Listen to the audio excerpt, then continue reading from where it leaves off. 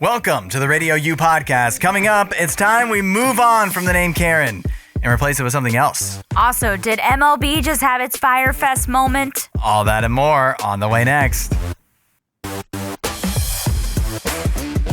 Thanks for joining us for the RadioU Podcast. Hudson and Allie here. Don't forget to subscribe, rate, and review, of course. Allie, since the last time we've talked, the calendar has changed. Yes. We're now in August, which means you're out of July. Mm-hmm. And that means you can eat at restaurants again. Yes, I can pay for restaurant food, pay for fast food if I want to. I had come up with this challenge I was trying to do for the whole month of July where I wasn't going to eat out. I wasn't going to spend any money on eating out. And honestly, I was very excited to end it on Friday. Yeah, but you made it, though. You did, I did the entire 31 days. Yep. I mean this sincerely. I don't think I could do that. Really? It makes me too happy to eat out. Like, I think I would become actually depressed if I never got to go to a restaurant. I told this to Nene that last week was the toughest. Mm-hmm. I was so close and I could feel it. I could almost taste it being ready to, break the fast. Mm-hmm. And so there were so many times when I was like, oh, it'd be so easy just to pick something up for dinner tonight. Yeah. And I stayed strong. Well, here's my other concern, though. I do love eating out. And so I would be very sad if I had to go a month without it. If I tried, I don't think I could do it. I'd be like, Nene, I'd make it 3 days at most. Right. But I also think if I was able to successfully, like you did, make it through the 30 or 31 days, that first meal that I had that was from a restaurant, it would have to disappoint me because I would be so looking forward to it and so excited that there's no way it could meet the expectations. So for you, I'm assuming on Friday, you did go out for fast food or something like that. Yeah, I did break my fast with lunch that day because I was already planning to make dinner at home that night. So I was like, well, the only time I can actually eat out is for lunch. And so I had Chick-fil-A for lunch, which tasted great in the moment. It was like, oh, this is so nice again to break the fast or whatever. But it did taste great when you had it. It tasted great when I had it. Okay. Less than an hour later, I had terrible diarrhea. Oh, no. Terrible. No. Terrible. I was like, this is what I get. So, yeah. Well, you don't know that it was Chick-fil-A. No, I don't think it was Chick-fil-A. I think it's literally my body had not had fast food for 30 plus days, that it was just like, it didn't know how to handle it. Maybe you have irritable bowel syndrome. I mean, that's foreshadowing for the show. That's true. There is kind of a running joke in our family, like my dad's side of the family, to have a certain, we call it with our last name, stomach. And so it's like everybody says that you have that because we just all have issues with, digestion or something. I haven't had those issues, but I'm starting to worry that I might. Yeah, maybe it's coming for you. I hope not. I hope not either. I haven't eaten out since then. So do you know what you need to do? What? You're going to have to go eat out again and find out. Yeah. Yeah. But I mean, an hour turnaround, that's quick. Yeah, it was It doesn't pass through that quick unless something's wrong. Exactly. It was less than an hour and I was like, oh no, what's happening? Yeah. So yeah, that was not a good sign for me. Here's what you do. You go to Popeyes. You see at Popeyes how that treats you. I just never think of eating at Popeyes, I got to be honest. Yeah. You know what? That's probably why you were able to make it through 31 days of your fast. Because it didn't pop up in my brain. Yeah, because you didn't have Popeyes. If you There is a Popeyes near me. I just never go there. If you loved Popeyes the way I do, that's what stops me from being able to go 30 days. You're like, I can't give up Popeyes for a month. Yeah, and then the notifications come up on my phone. Oh, yeah, that would be trouble. They're like, buy one, get one free chicken sandwich. And then I'm like, then I only need one more. I need to know, is your dog getting sprayed by a skunk an acceptable reason to call out of work? 8772 RadioU. Allie, what do you think? I mean, I feel like, especially if you have to suddenly drop everything and deal with something, that is an acceptable reason to, not have to go to work, because it's literally like your entire focus is that thing. Yeah. And that's kind of what is required of you as a dog owner when your dog gets skunked, because if you don't act fast, you're going to regret it. Are you just saying that because this is why I called out of work last week? No, I seriously think that's what you had to do. It is what I had to do. Zafira the dog, this is the third time now she's gotten skunked. And it's all, I think because skunks are out at night, it's always at night, so it's never convenient. No. I don't know when would be a convenient time, but right before I'm supposed to go to work is inconvenient. Yeah. Now, if it wasn't before I was about to leave on a trip anyways, and I was coming in for a partial day of work anyways, I probably would have figured out a way to just do it. But I was, I didn't want to leave Mrs. Hudson abandoned with this problem at 4 a.m. Yeah. Or anything like that. And so I missed a show last week. Yep. And it was all Zafira's fault. All Zafira's fault. Yeah. But it's honestly the skunk's fault. So let's blame the skunk. But Well, the skunk was just outside. That's where a skunk belongs. that's true. I'm not in charge of the skunk. So I'm in charge of Zafira. I guess it's actually my fault. You should have told her not to go near there. I should have done a check. That's what I've been doing since. You made sure there's no skunks nearby. I go out first now. This is the third time. I don't know how long this will last, how many more days.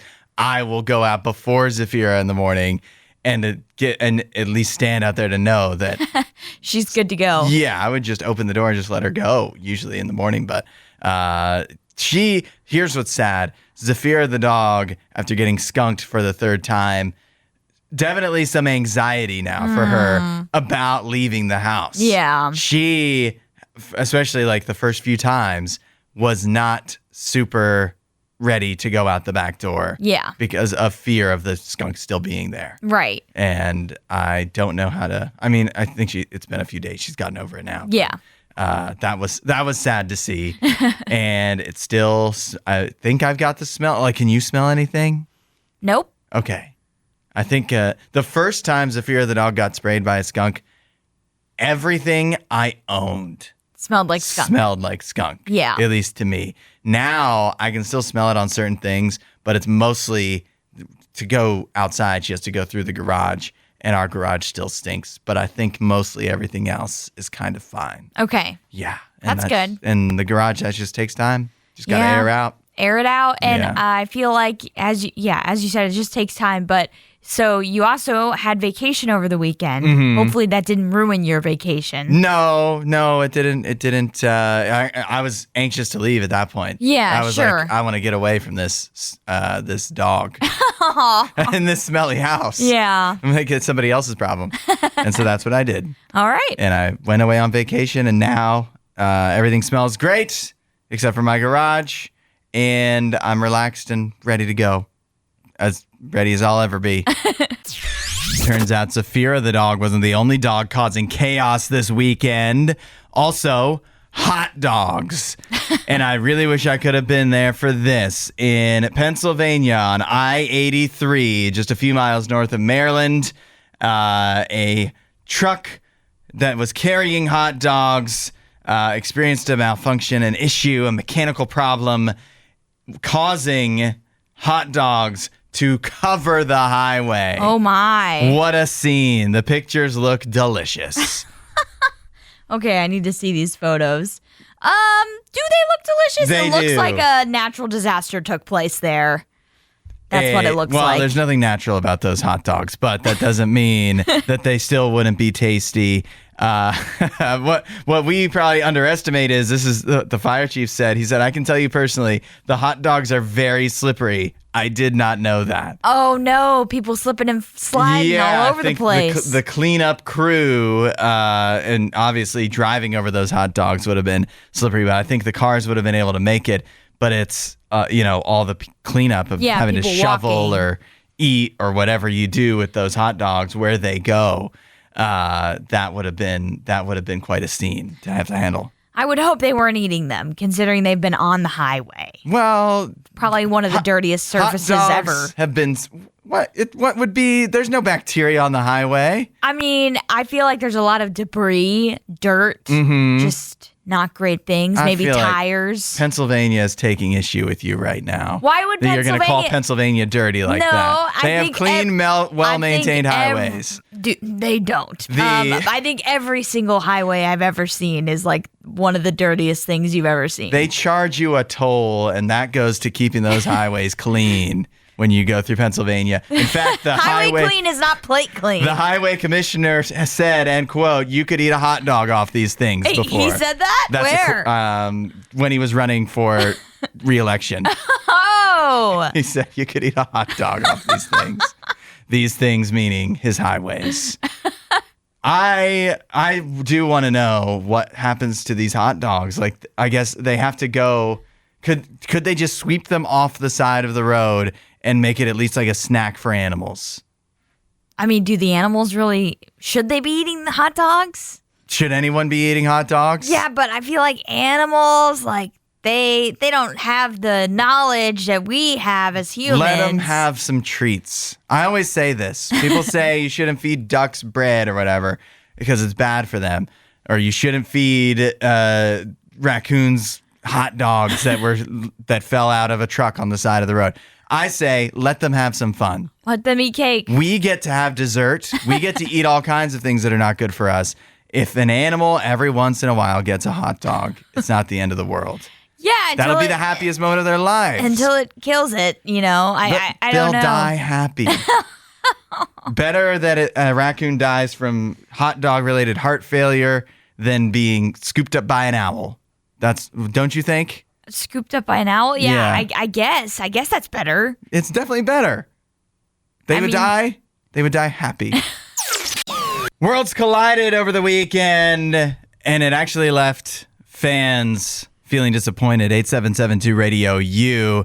This weekend was the MLB, the big event of the season, the Bristol Speedway Classic. Bristol's in Tennessee, right? Yes. And it did not go according to plan. Now, some of that was due to the weather. There was storms and rain throughout Saturday when the game was supposed to take place. That delayed a lot of the pregame festivity stuff. Then they finally got things started, only to play an inning before they had to suspend play again and pick it up yesterday. So, but what can you do about rain? That's part of baseball. Yeah, that just, unfortunately, you can't control that. I think there was even a rain delay yesterday. Mm-hmm. So I think so too. Yeah, they just have had bad luck with the weather there. But the weather has no effect on their lack of preparation when it comes to food, because fans that were at the game, besides having to sit out and like endure the rain and not knowing like, is the game going to resume? Do I have to come back tomorrow? Like, what's going to happen? But at least you'd like to be well fed. Yeah. Spend $18 on a hot dog while you're sitting there. And unfortunately, somehow, this is baffling to me. They ran out of hot dog buns. They ran out of a lot of food. They ran out of hot dog buns. That seemed to be the first thing to go. Yeah. And so they were serving hot dogs on beds of nacho chips. Yeah. Without the cheese. Or just regular or hot just dogs. in a napkin. Yeah. But how do you have hot dogs and no buns? Like, how would you not run out of both at the same time? Right. I don't know. So whoever did the ordering for Bristol Motor Speedway did not order the correct amount of stuff. But yeah, they ran out a lot of food. Basically, they said before the game even got started. So again, it was on a decent weather delay. But before they even were able to play, I think they only played like maybe an inning. They literally got through an inning on Saturday. Yeah, they said that food was basically already gone before the game even started. Yeah. So they didn't have enough to begin with. It's a one-off event, so I guess you could see if later in the day, after the game has, been going on for a while, that maybe by the seventh inning, you're out of hot dogs. But not before the game is even started, basically. Right. You're running out of hot dog buns, one of the most vital things you need at a baseball stadium. Yes. Yeah, it was crazy. Now, I did see from articles talking about this, they were like, basically, this is MLB's Fire Fest. Yeah. But I saw that Bristol, like the Motor Speedway, whenever racing fans come in, they allow them to bring in food. Like, they have certain restrictions, but you're allowed to bring in food. Sure. So I think overall, they probably just underestimated how big of a difference it would make with this MLB game not allowing that, because MLB did not allow that. They did allow that for yesterday, so they quickly pivoted. They had no other option. No, they knew there was not going to be happy fans for Sunday either, so they were like, okay, we need to make sure people can bring in their own food since we clearly don't have enough. But yeah, whoever ordered and made sure that, you know, all of the booths and the people selling all of the different foods were not stocked up enough, because they didn't have enough to make sure they could kind of balance out for fans not bringing food in. So all of this said, it was a disaster for the fans in attendance. But Allie, did you watch any of this game? I did not. Oh, so I don't know what the ratings were like. Probably not great, since it was the whole event had to be moved an entire day. Yeah. But I also was like, I don't really care, you know? I mean, like the Field of Dreams game, when they've done that in the cornfield, that's cool. Yeah, I watched that. That was awesome, with Kevin Costner coming out of the corn. Like that was truly even doing dramatic. That year after year, they've done it multiple times now. It's still really cool. I want them to do it every year. Yeah, I'm so mad that they only did it for like 2 years. Yeah. This wasn't cool enough. And I'm a baseball fan, and I was fired up about baseball. The Red Sox have been on a hot streak and everything, but this did not do anything for me. I don't think it also helped that it was the Reds and the Braves playing each other. Like, maybe if it was better teams, we would be more invested. Sorry, Reds fans. Over the weekend, Hudson, I had a pretty fun experience, but it ended in a little bit of a wah-wah type of way. And that was, I got together with a couple of my cousins and one of our friends, and we did a murder mystery event. So this was something where you sign a team up, and then you're like trying to solve a mystery together as a team. Sure, sounds fun. Yeah. Like Knives Out. Yeah, kind of similar to that. And it was a classic like whodunit type of thing where you've got like several suspects, I think 8 total, and you go talk to all these suspects. And it happened in like a downtown area of like the town we live in. And so you're walking around downtown. So good exercise. We had great weather over the weekend here in Ohio. So it was honestly a lot of fun. But I have to point this out. Last year, they did this event for the first time ever. We won it. Nice. We were the defending champions. So we were coming in with not like a super high view of ourselves. So like, oh, there's no way we're not going to win this, because it's like, it's pretty hard to win an event thing like this. But we were like, all right, we're confident that we can, try and solve this mystery. You're or like, whatever. If we can do this again, the police department might start calling us. Honestly, they might, because they actually had like real detectives involved that you would go to talk to. And last year, I remember when we went and talked to them, I had like a notebook, and I was asking them a bunch of questions they did not have answers for, by the way, because they're only given so much to work with. But they were very impressed by us. So anyways, we had some expectations to live up to, is what I'm trying to say with the win from last year. But this year, the murder mystery, while it was still very, complex and interesting, we were a little disappointed because basically we outsmarted ourselves. We were thinking way too deep about this murder mystery.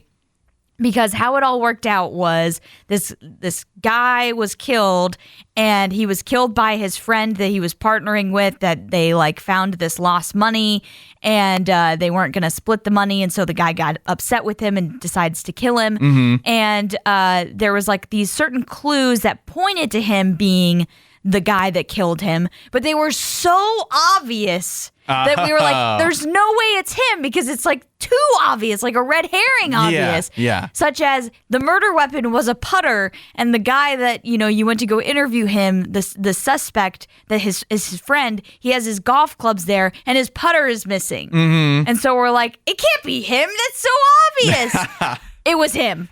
Not only did he kill him with his own putter, he left it at the scene of the crime. Who does that? A bad killer. Clearly. A bad killer. Clearly. So we were really upset. We were like, we really outsmarted ourselves that much. It was obviously him, and we just were like, nope, it's too obvious.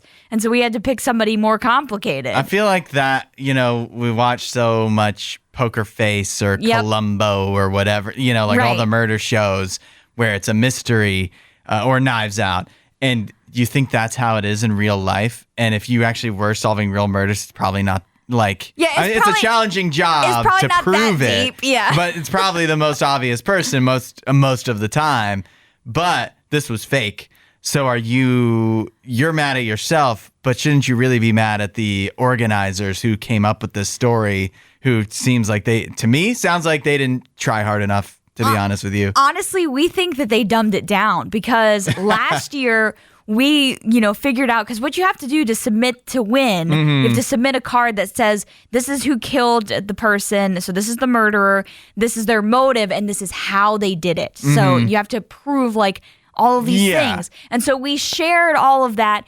And you can't just get it by guessing. No, yeah. So we shared all of those details and we won. And the organizer came up to our team after we won and were announced and everything. And she said, you were the only team to point out that this person had to have help to commit the murder, because they kept emphasizing how it was a female murder the first time. Yeah. They kept emphasizing how the body was moved, and this body was like 200 pounds. Yeah. And the girl that committed the murder could only lift 50 pounds. So we were like, she couldn't do this by herself. She couldn't move the body. And so we added in that she had an accomplice. And they said, well, we originally wrote it that way, but we took it out because we thought it was going to be too complicated. So we think they dumbed it down because they were like, not enough people got it right last year. They made this murder with you in mind, I think. We're so disappointed. We seriously outsmarted ourselves. We had it right there. We had every piece of evidence pointing to this Pauly guy, and we just thought it was too obvious and didn't pick him. Well, I hope that there's another murder for you guys one day to solve. I think next year we'll be back. We got to redeem ourselves. Yeah. Comedian Matt Rife just made a move way creepier than any of his jokes. 8772 Radio U. He is now the legal guardian of Annabelle, the haunted doll from the Conjuring movies. Yeah, I saw this over the weekend. Yeah, you're a horror aficionado, Allie. Annabelle, the haunted doll from the Conjuring, pretty creepy, right? Pretty creepy. He also not only has that, but like a whole bunch of stuff from basically the museum of Ed and Lorraine Warren, who are the real, I don't know if you want to call them ghost hunters. I don't know what you want to call them. Paranormal investigators, perhaps? That might be a better term for them. That makes them sound really official. Right. But those are the people that the Conjuring movies are based on. They were real people. Yeah. And so now Matt Rife, famous comedian, and he did this along with YouTuber Elton Casti. They purchased the home, the museum, and all the belongings of Ed and Lorraine Warren, which means they now are in charge of that whole collection, including Annabelle the Haunted Doll. And they, according to Matt Rife, they are planning to reopen the museum and this home, which has been closed since 2019. It says due to zoning issues. Are we not supposed to have a haunted house in this neighborhood? They plan to reopen it. They want to have tours and maybe even overnight stays where you could sleep in the very house that Annabelle the Haunted Doll is in as well. No, thank you. Yeah, that's a no from you. Yeah. And you're a horror aficionado. I do love the horror movies, but do I want to experience horror in real life? I do not. But also, I do know Matt Rife, he is very interested in the paranormal because there's a show that I don't know what channel it used to be on, but now you can watch it on HBO Max. Yeah. But me and my sister absolutely love this show, even though most of it we think is kind of ridiculous. But it's called Ghost Adventures. And he's been a guest on that show before. And he's really close friends with the guys that do that, who are also paranormal investigators. So he's kind of had an obsession with that as well. So when I saw this, I wasn't really shocked that he bought this because it's a personal interest of his. I didn't know. I wasn't that in on the Matt Rife lore of his life that I knew that he was paranormal investigator or paranormal kind of guy. Yeah, I'm not in on Matt Rife, but I definitely saw through this show that I watched, I saw that he was interested in this stuff. I'm surprised you wouldn't stay in this house. Not that I want to spend money, but what I would like to do, and I have seen a guy on YouTube Hang Time. He did this with the Clown Motel in I think Nevada that everybody lots of YouTubers have gone there. Yeah. Acted like there's ghosts and paranormal experiences. Yeah. I want to do what Hang Time did, which is go to these places and stay the night and just have nothing have happen. a normal night. Yeah. Just be actually try to get things happen and still be like, dang, there's no ghosts here. Yeah, you'll be like the former, it used to be on BuzzFeed. Now they have their own YouTube channel called Watcher, but Shane and I can't remember what's the other guy's name. It's Shane and Ryan, but they used to do paranormal investigating, and one of them is more into it than the other, and the other one was always like, "Come and get me, demons!" I'd be shouting at Annabelle the doll, just murder me right now. No, don't say that. And it won't do it.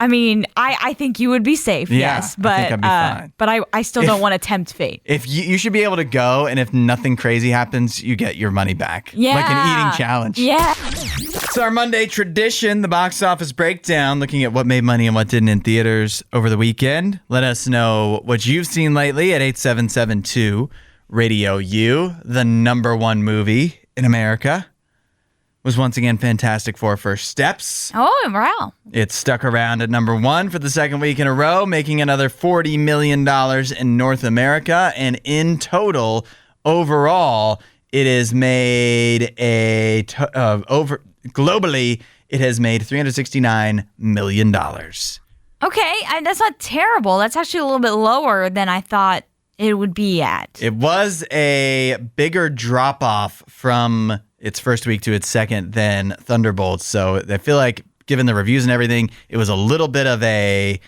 sadder weekend. But it did have a bit of competition, the Fantastic Four did. Okay. Because it had a couple of major releases this weekend. The Bad Guys 2. Yes, I talked about that on Friday. In the weekend watch list, that was number 2 at the box office as well, making $22 million in North America. Not bad. And then The Naked Gun also came out this weekend, which I'm very intrigued by. The reboot, in a way, of that comedy franchise, now with Liam Neeson, who I love.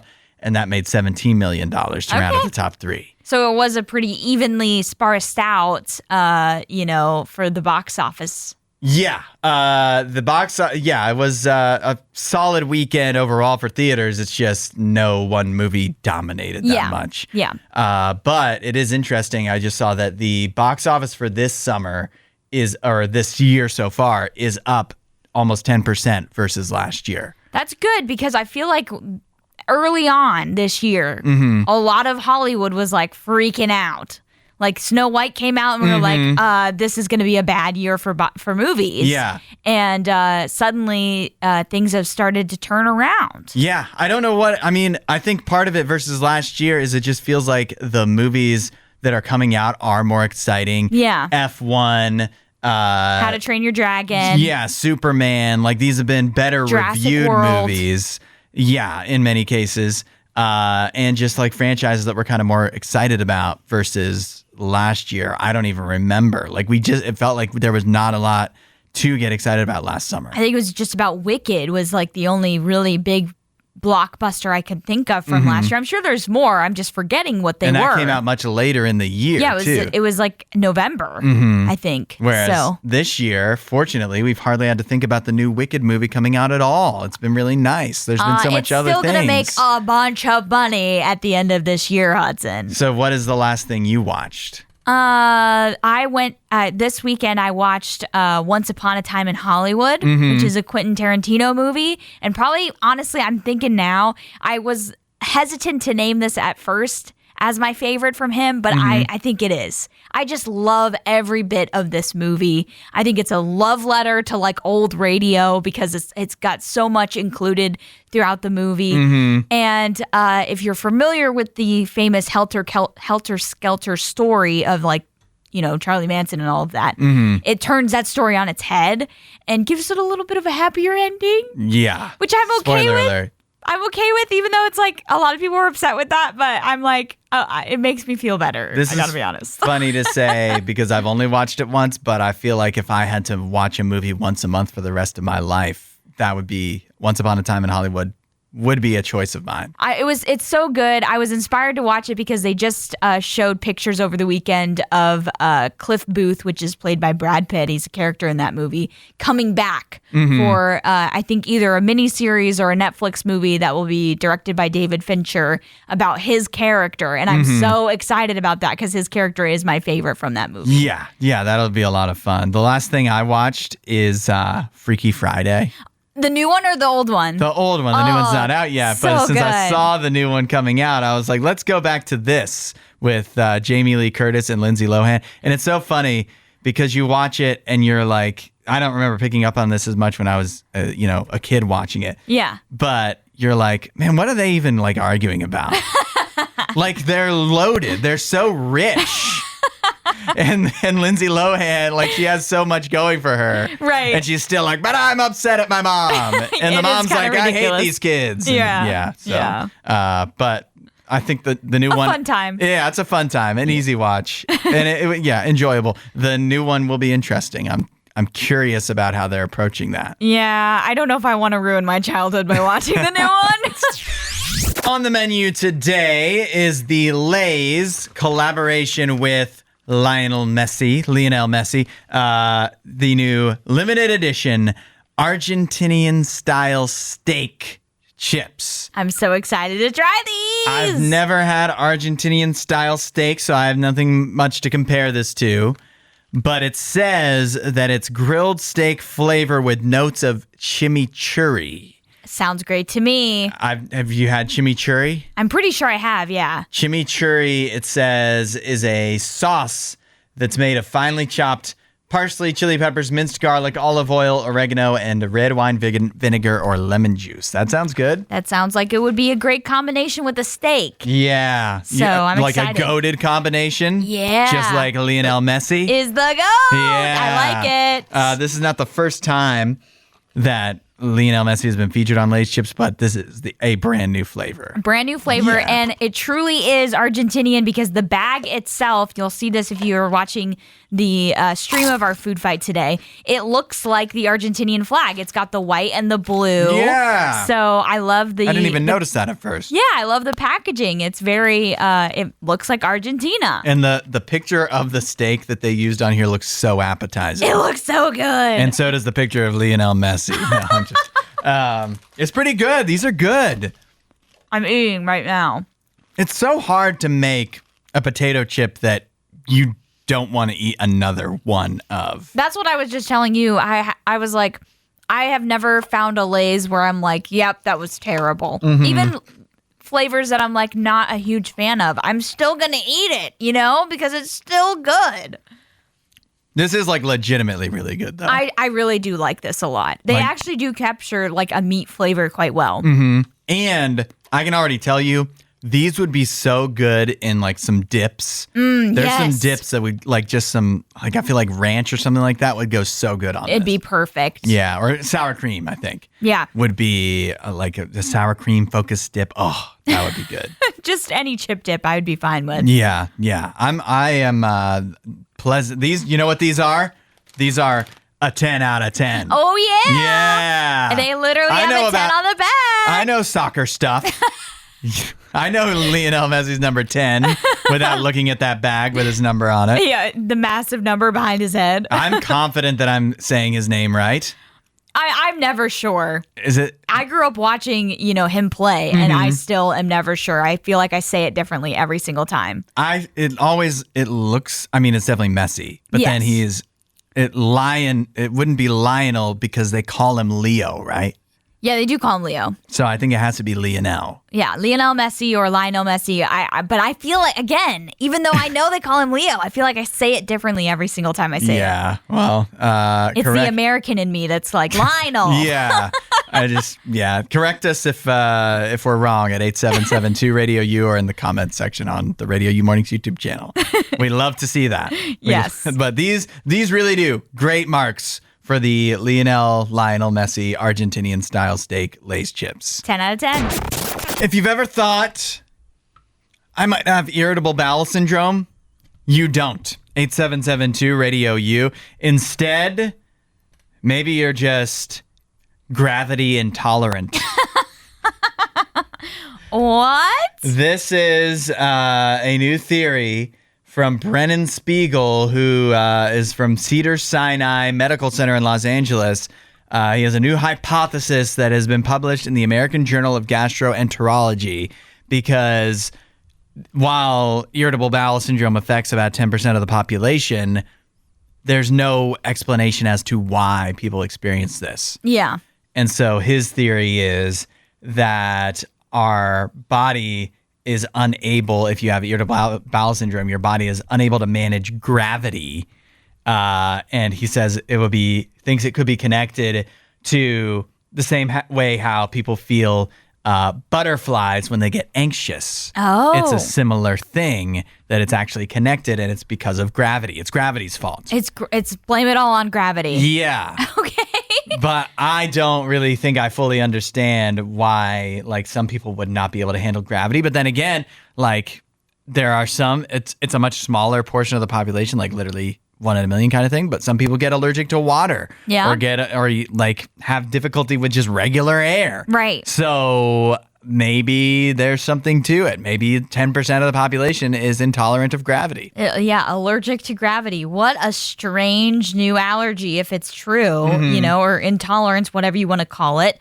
But yeah, this is an interesting hypothesis. This is something that, even though it's only 10% of the population, that's a lot of people suffering from IBS. So if they can find out, like, maybe a way to cure that or, deal with some of the ailments. I know there are medicines that help. A lot of people tell you to take, like, prebiotics and things like that can help with the whole issue. But if they can figure out kind of like engineering wise what exactly is causing this intolerance, maybe they can figure out how to cure it. We could get some answers. This does kind of make a little bit of sense. Basically, how he mentioned how you get butterflies when you feel anxious, butterflies in your stomach, or irritable bowel syndrome would be related to how when you're on a roller coaster and you have that same experience, the G-force, that is your body responding to the G-forces that it's either that, in this case, it thinks it's about to experience. Yeah. It thinks in his theory, irritable bowel syndrome is your body responding to G-force that isn't there. Okay. So it's almost responding to the absence of gravity in a way. I don't know. That's very complicated. Yeah. It's all above my pay grade as somebody who's not done any medical school at all. But it's an interesting theory. Sure. I think it's an interesting hypothesis. I don't know for anybody with IBS if it makes them feel a lot better, though. That, like, no, actually, yeah, your body just can't handle gravity. Like, one of the most standard things that every person ever has experienced through their entire lifetime, but your body can't deal with it. Right. Sorry that you thought it was just like you had some intolerance to certain food groups. Yeah. No, it's actually you can't stand living on Earth. Because that's literally the existence of Earth is gravity. We'd be all dead if it wasn't here. What's interesting is it's like if his hypothesis is true, that moving to another planet with different gravity wouldn't even help, because your body would still be predicting or, responding to gravity that's just not the accurate gravity that you're experiencing. Yeah. So I don't know what the answer is. Man, who are these people that with IBS? Are they Martians? Like, seriously, what's wrong with them? You nailed it. That's right. They're aliens. Yeah. You're not gravity intolerant. You are an alien. You're just an alien. And that is why you have IBS. Let's be honest. The Karen moniker, it's unfair. It's outdated. It's tired. It's time to move on. Okay. That's why we're opening up the RadioU hotline. 877-2-RADIO-U. To find the replacement name for Karen. Basically, Karen, it is unfair because the Karens I know, particularly we have a Karen here at RadioU, the nicest people. Yeah, I've never met a Karen that is an actual Karen. But the Karen name fit for a certain type of person for some reason. It did. For that certain type of, like a woman that is just way too eager to speak to a manager about a grievance that is actually imaginary, right, where they're in the wrong. And I honestly don't think it was specific to gender. I saw plenty examples of guys that were Karens. Yeah, that's true. I feel like they needed a different name too, and I don't know if we ever landed on one for that. I think some people tried to make it Ken, but that didn't fit. No, yeah, that's not it. That's Ryan Gosling. I was gonna say Ken is too laid back. Yeah, that's right.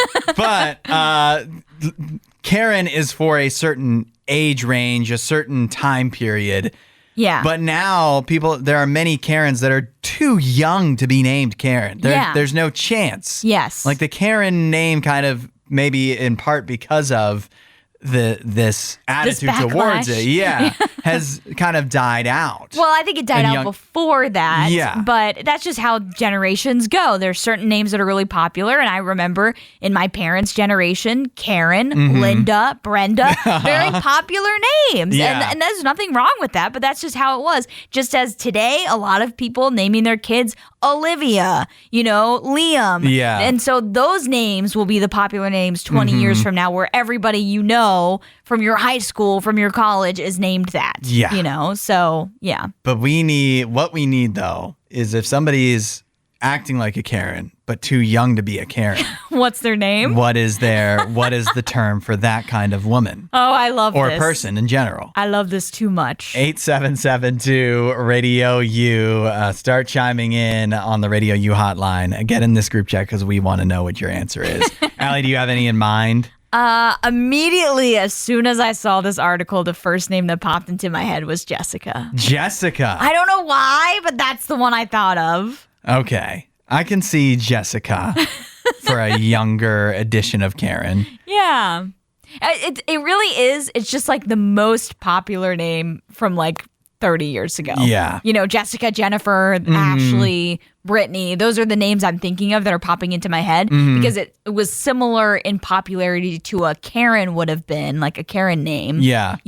But we're talking 60 years ago versus 30 years ago. All right. Let's think about this. Which name do you think should take over for Karen as a younger generation moves into a new generation moves into Karen mode?